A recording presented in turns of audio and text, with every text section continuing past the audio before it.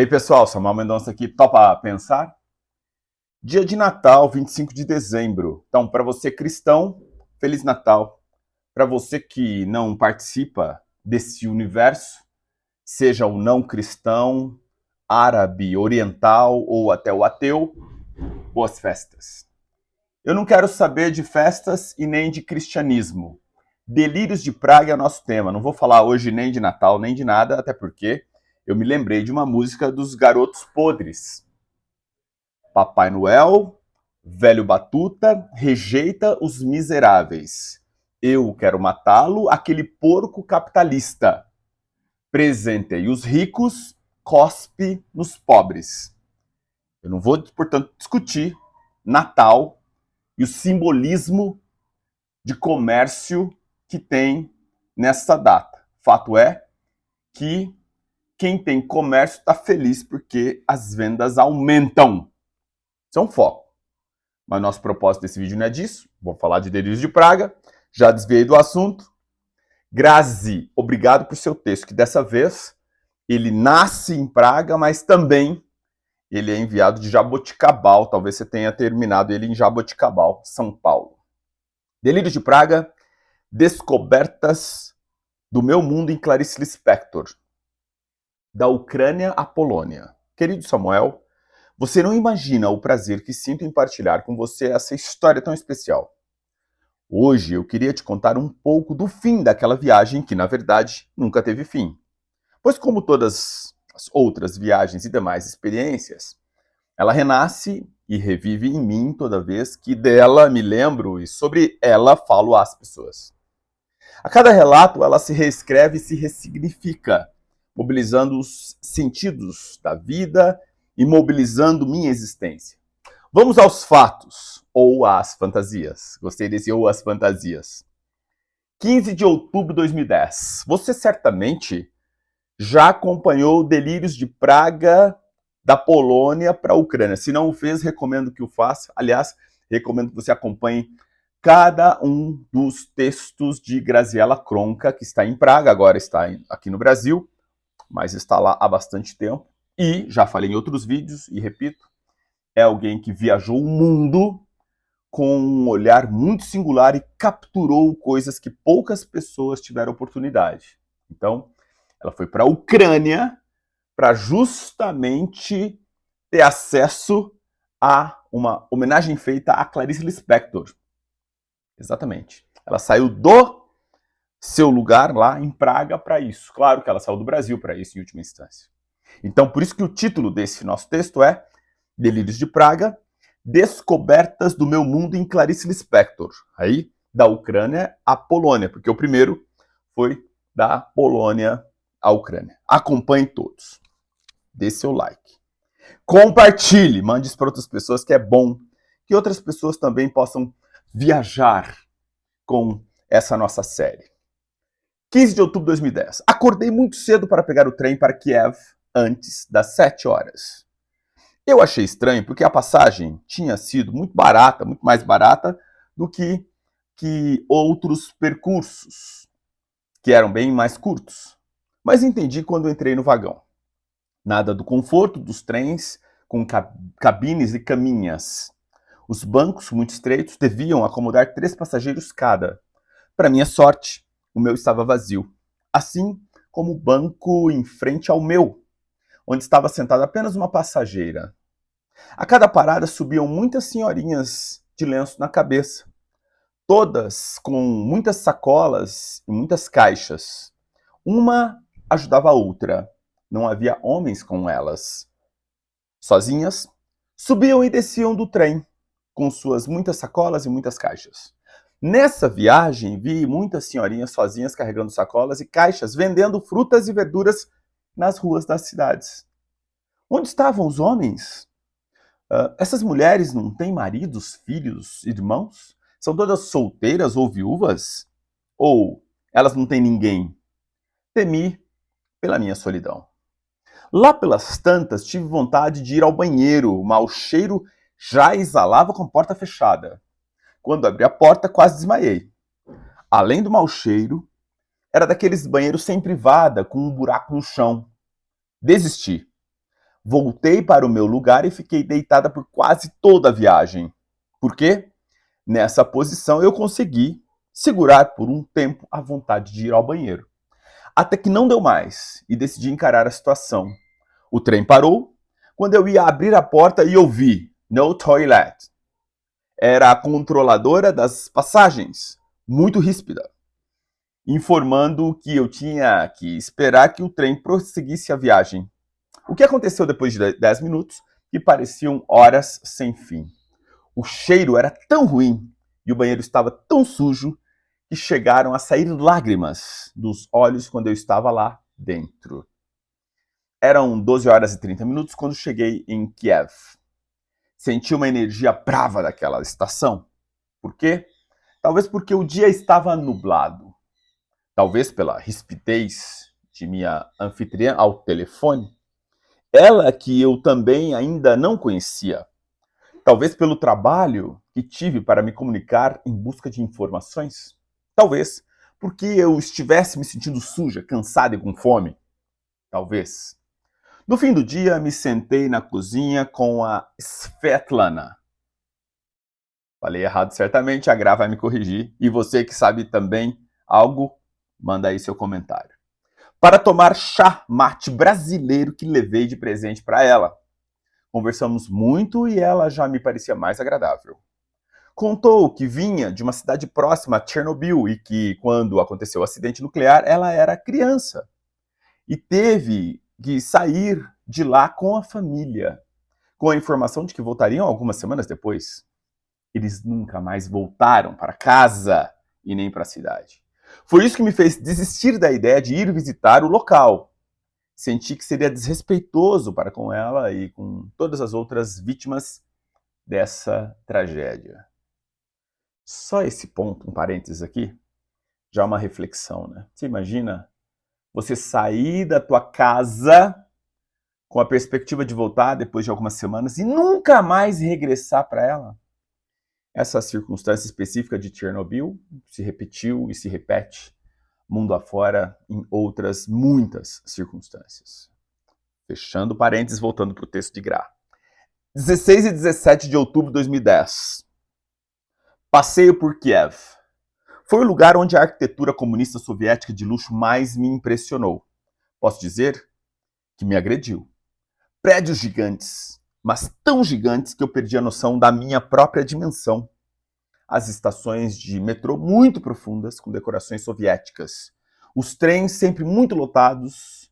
Se os trens eram lotados, os ônibus eram abarrotados. Quando as pessoas entravam no fundo, iam passando o dinheiro da passagem de mão em mão até chegar ao motorista. O troco voltava de mão em mão também. E eu mesma fiz parte dessa corrente em alguns momentos. A cidade é bonita e fotogênica, as pessoas um pouco duras, com poucos sorrisos, quase nenhuma conversa e muita desconfiança. 18 de outubro de 2010, já em Varsóvia.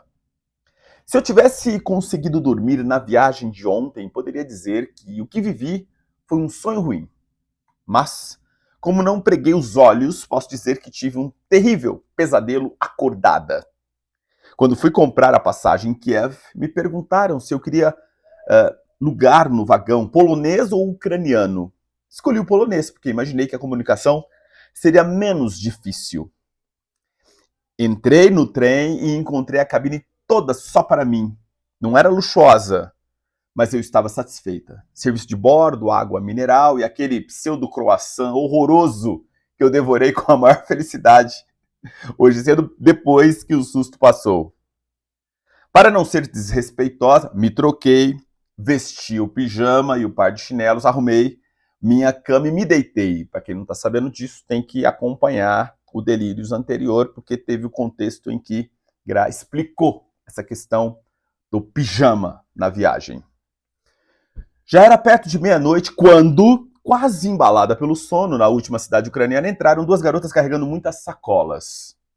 Eram tantas sacolas que a cabine ficou tomada. Eu ia me irritar, mas as moças pareciam tão simples que senti compaixão e tentei me comunicar com elas. As duas arrumaram as coisas e saíram. Devem ter ido encontrar os amigos. Imaginação, fantasia, Gra pensando. Um tempo depois elas voltaram, acenderam a luz e saíram de novo. A essa hora? Onde elas foram, afinal? E voltaram, acenderam a luz, saíram de novo. E eu, já de olhos fechados, comecei a achar estranho. E elas iam e voltavam, acendiam a luz e saíam de novo. Aquilo parecia não ter fim. Resolvi abrir os olhos e vi que elas mexiam nas sacolas de cima da cama. Elas estavam vendendo drogas? Fiquei preocupada. E fiz elas perceberem que eu estava bem acordada. Estamos atrapalhando o teu sono, né? Sim. E saíram de novo. E não foi a última vez, eu estava tensa, tinha medo de que elas enfiassem drogas na minha mochila. Decidi ficar acordada. E mesmo que quisesse, não ia conseguir dormir, até que elas chegaram e se deitaram nas camas como se nada tivesse acontecido. Poucos minutos depois, paramos na última cidade ucraniana, controle da fronteira. Um policial pegou os passaportes e sumiu. Outra policial entrou na cabine e perguntou de onde eu vinha. De Kiev. Turismo ou trabalho? Turismo. Quanto você tem de dinheiro? Breve silêncio, porque eu não sabia se era melhor responder se eu tinha muito ou pouco. 200 euros e 200 zlotys. Acho que é assim que se fala. Onde está a sua bagagem? Mostrei a mochila e a bolsa. E ela me pediu para acompanhá-la. Eu gelei. Não estava entendendo nada do que estava se passando ali e só consegui imaginar o pior. E ainda por cima o meu passaporte não tinha voltado. Quando saí do corredor, onde uma plateia assistia ao que se passava na nossa cabine, a moça fechou a porta e ficou com as duas moças lá dentro. Eu praticamente invadi a cabine, peguei minhas coisas todas e voltei para o corredor. O que eu imaginei? As moças tinham colocado droga nas minhas coisas e estavam me denunciando para a policial. Eu estava mesmo com muito medo. Eu estava acreditando que ia ter de descer ali, nos confins da Ucrânia, no meio da madrugada, de pijama e chinelos e sem telefone celular. Eu ia ser interrogada e presa. Como eu iria me comunicar? A quem iria pedir socorro depois de longa espera? A porta se abriu e as três saíram rindo. Agora você pode dormir. Agora não quero mais, vou esperar meu passaporte.